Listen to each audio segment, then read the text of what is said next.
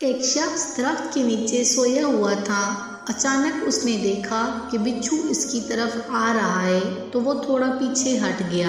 بچھو اس کے پاس سے ایسے گزرا جیسے وہ کسی کام سے جا رہا ہو۔ اس نے سوچا عجیب بات ہے کہ مجھے کچھ کہے بغیر یہ آگے کیسے چلا گیا۔ السلام علیکم فرینڈز، آگے چلنے سے پہلے میری آپ سب سے گزارش ہے، اگر آپ نے ہمارے چینل اسلامک نورانی مسائل کو سبسکرائب نہیں کیا تو برائے مہربانی اسے سبسکرائب کر لیجئے، شکریہ۔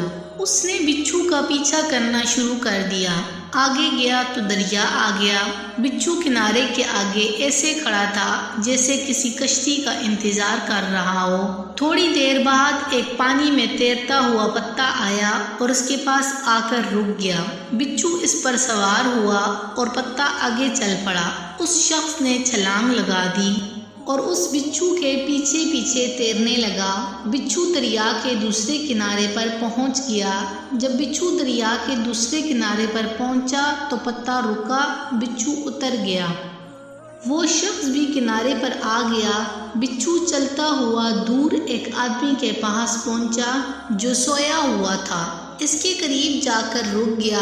دوسری طرف سے سانپ آ رہا تھا۔ جیسے ہی سانپ سوئے ہوئے شخص کو ڈسنے لگا تو بچھو نے سانپ کو ڈس لیا۔ سانپ مر گیا اور بچھو آگے چلا گیا۔